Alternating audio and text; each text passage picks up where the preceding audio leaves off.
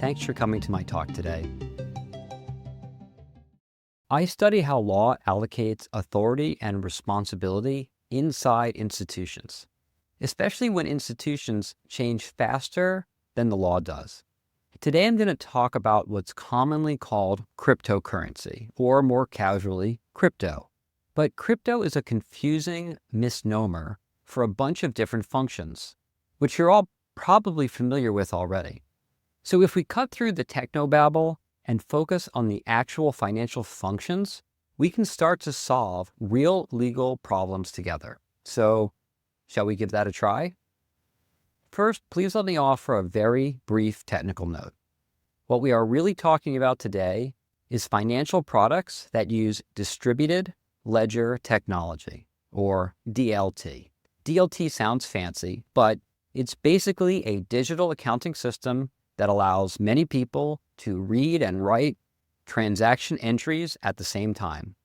And that's just instead of recording transactions in a single red leather-bound ledger in your accountant's office. Cryptography, which is the practice of securing communications, is part of how DLT works. I'm more than happy to talk about how the tech works in the Q&A, but frankly, the technology is not that important for lawyers. You don't have to master hash functions or zero-knowledge proofs or ZK snarks to contribute meaningfully to the conversation on regulating crypto. So we won't focus further on the technical aspects, although again, I'm more than happy to talk about them in Q&A. Second, many things that we call cryptocurrencies are not necessarily currencies at all. DLT can do all sorts of things, which we'll talk about today.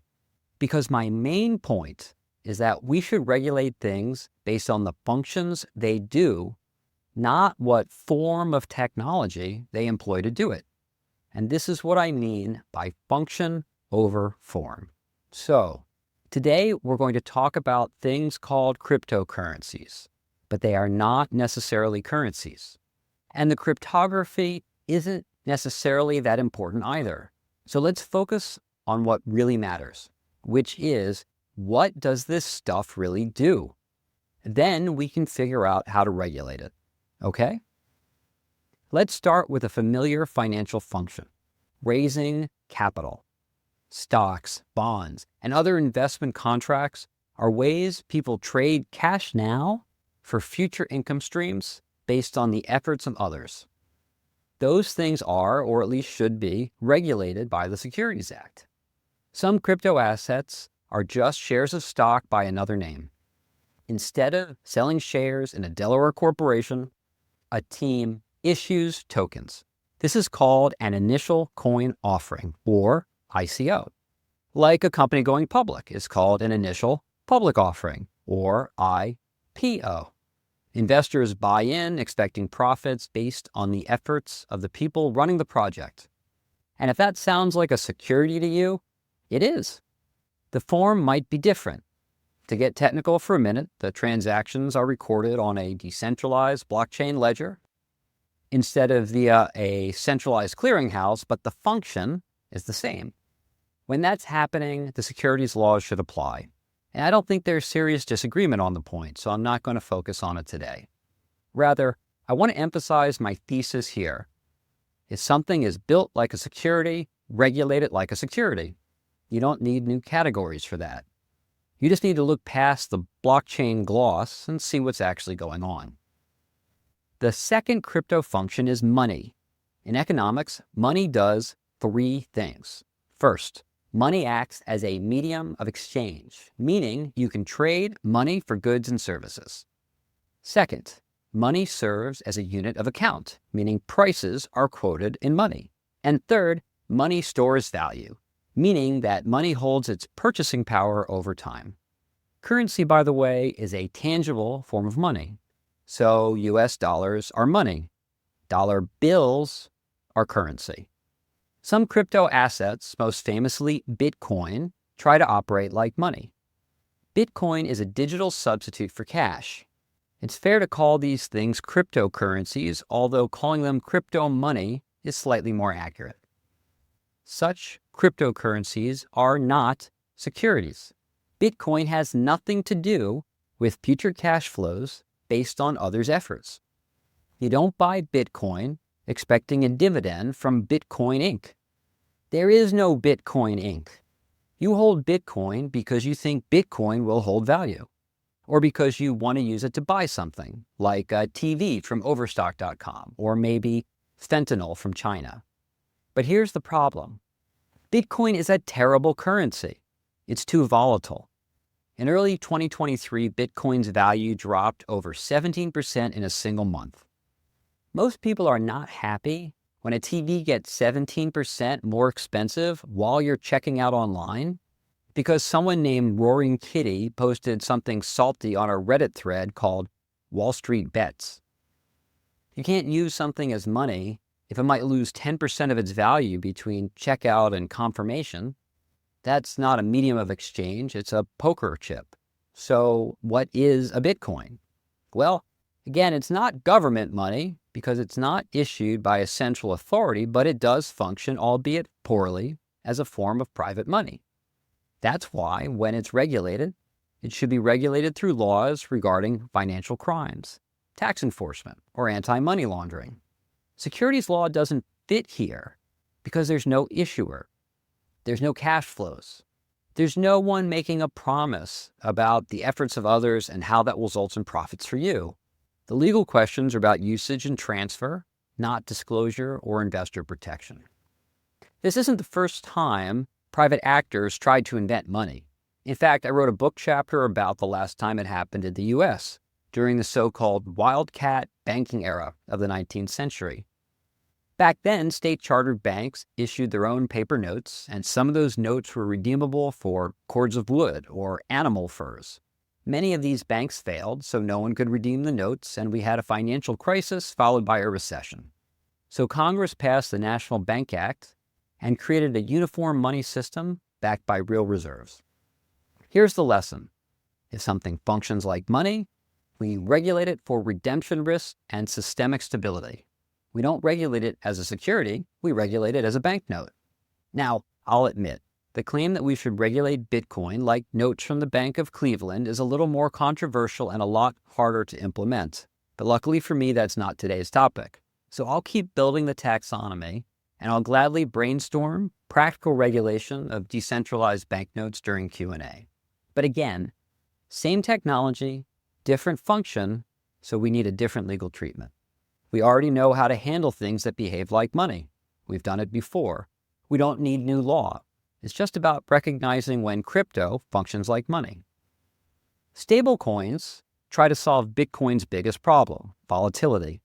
If Bitcoin is digital gold, stablecoins are digital pesos or bolivares or any other money that is pegged one-to-one to the US dollar, and the idea is simple. If you're transacting in crypto but want price stability, stablecoins let you settle a transaction without needing a Xanax. When it's time to close, stablecoins promise to be worth $1 because they're backed by actual dollars sitting in a real bank account somewhere. But that promise has to be real. If the money isn't there, the peg breaks and the token breaks too. That's what happened with Terra USD. It was a so-called algorithmic stablecoin, meaning it wasn't backed by dollars, but by a circular promise involving other tokens. When tokens back up tokens, you don't get stability. You get the same kind of systemic risk that contributed to the subprime mortgage crisis in 2007. When people realized that the stablecoin was not actually stable, there was a sort of digital bank run, except there was no bank. $40 billion vanished in just a few days. The solution to this problem is the same that we apply to collateralized debt obligations, or CDOs. So we can use credit risk retention rules and enhanced disclosure rules. Since a stablecoin is only stable when it's properly collateralized, we can regulate them like CDOs. Note that coin offerings, cryptocurrency, and stablecoins could have the same form, all based on distributed ledger technology, but they have very different functions. And that's why the form, a token on a blockchain, tells you nothing about the right legal response. If something functions as synthetic money, the right regulatory model isn't investor disclosure, it's collateral obligations. Some regulations follow this logic. The European Union's MiCA regulation treats stablecoins like e-money. In the US, the Genius Act would require stablecoin issuers to hold full reserves, pass audits, and honor redemptions. This is the right idea. You regulate stuff that functions like you regulate money, and then you move on. So far, we've talked about crypto assets that work like investment contracts or money, but some tokens don't do either. They're not designed for speculation. They're not designed to be investments. They're not designed to be a store of exchange. Some crypto just lets you access something, and these are utility tokens. Utility tokens are not financial products at all, and so we should not apply financial regulation to things that are primarily utility functions. That's why I argue that utility tokens should be exempt from financial regulation pursuant to a safe harbor. To understand utility tokens, think subway tokens or the old ones in your drawer from the Long Island Railroad. You don't buy subway tokens or Long Island Railroad tokens because you expect them to go up in value. You don't buy them so you can launder drug money either. You buy subway tokens because they get you through the turnstile so you can ride on the subway. Utility tokens function as a way to access useful stuff. Some tokens unlock cloud storage. Some let you run software or access a decentralized platform. Some grant in-game items or digital rights to a service. Utility tokens' value comes from their immediate use, not future profits, and that should matter legally. The risk here isn't about asymmetric information or failed performance over time. It's primarily about deception. Lockups that trap users, bait-and-switch pricing, or access terms that quickly and quietly change isn't investor risk. That's consumer risk. And so the right cop isn't the SEC, it's the FTC. Once again, the point is simple. Function matters. If a token acts like a security, regulate it like a security. But if it's just a digital access key, don't pretend it's a financial instrument. We have laws for fraud. We have laws for deception. We have laws against unfair practices. Use those and move on. So far, we've looked at crypto assets that function like securities, like money, or like access tools. But there's one more category that doesn't fit any of those frames. Some tokens aren't about financial return or consumption. They're about control. And these are governance tokens. Governance tokens give holders voting rights over how a decentralized project or organization runs. That's the promise behind decentralized autonomous organizations, or DAOs. DAOs have no CEO, no board, and often no headquarters, just token holders voting on proposals. Governance tokens are actually quite interesting because they enable a novel function. Governance tokens are kind of the opposite of stocks. Owning stock gives you financial rights, but not control rights. Owning governance tokens, however, gives you control rights, but not financial rights. This allows for entirely new forms of organizations called, as I mentioned, decentralized autonomous organizations. And these DAOs create novel legal problems. Corporate law assumes there's someone to hold accountable. There's someone who signs a prospectus. There's someone who can be subpoenaed. There's someone who owes duties to investors and someone who gets the orange jumpsuit when things go wrong. DAOs often have no such person. So when something goes wrong, there's no one to sue, no paperwork to inspect, no entity to regulate. This isn't a loophole, it's a structural failure. And this isn't a securities regulation problem, it's a corporate governance problem. I explore DAOs more deeply in other projects, including a book chapter on DAO governance, so I'll leave the details for the Q&A. But here's the key point for today. Governance tokens don't function like securities, money, or utilities. So the wrong way to regulate them is securities law, banking law, or consumer protection law. The right way to handle them is via corporate law, and we're just starting to figure out how. I'll continue advocating for DAO governance because I think DAOs are useful to society if we can figure out how to deal with the unique dangers of these organizations, which have the power of corporations without commensurate responsibilities to society. But again, that's a future project. So let me pull the camera back for a moment. There's no such thing as crypto, singular. What we call crypto is a hodgepodge of very different things built with similar technology. Some of those things we already know how to regulate. We just have to stop pretending that the form, a blockchain entry, tells us what the function really is. Otherwise, we're regulating a preferred stock certificate and a McDonald's lunch receipt in the same way just because they're made of ink on paper. Before we conclude, let's recap. We've talked about 4 things that crypto does. Crypto can function like investments, like money, like utility tokens, and like governance tokens. But the ecosystem doesn't stop there. Some crypto assets perform entirely different functions, and we haven't even come close to exhausting the potential of distributed ledger technology. Here's just a few emerging functions that should also be regulated based on what they do and not based on the technology they use. Non-fungible tokens, or NFTs, aren't money, and they aren't investment contracts. They're a sort of digital property claim, ways to own art, collectibles, or virtual assets like in-game items or even digital land. The value isn't in future profits from someone else's efforts, but in the thing itself. People who work on NFTs tend to see IP law as the paradigm for NFT regulations, but others think contract law, consumer protection law, or some other law is a better fit. Again, I think that the regulation of NFTs depends on what a particular NFT does, not the fact that it uses a given technology.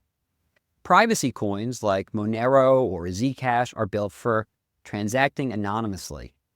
Their primary function isn't finance in the same way that Bitcoin is, but obfuscation, and that raises questions about anti-money laundering and know your customer rules.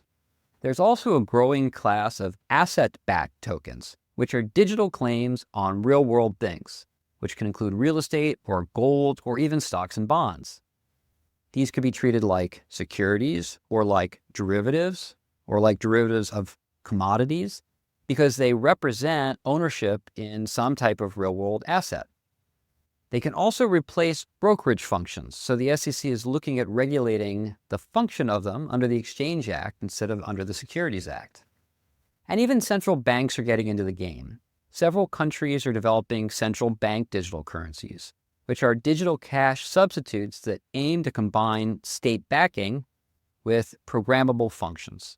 Whether they succeed is an open question, but the legal infrastructure will probably look more like monetary policy than securities regulation.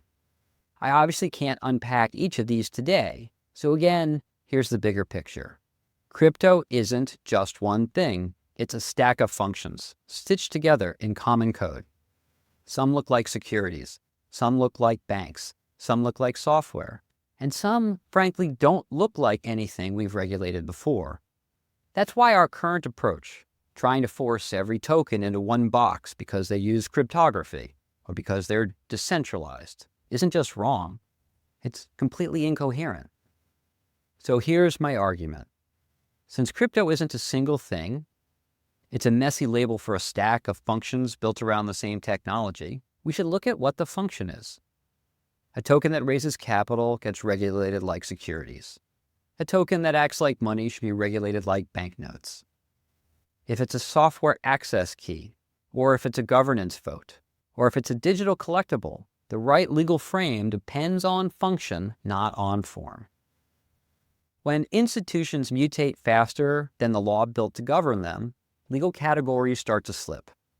My work tries to catch those slips before they crack. Sometimes that means revisiting old doctrines. Sometimes it means designing new ones. But always it means asking, not just what is this thing called, but what is it really doing? And that's the lens I bring to my teaching and my writing. Thanks for listening, and I look forward to your questions and comments.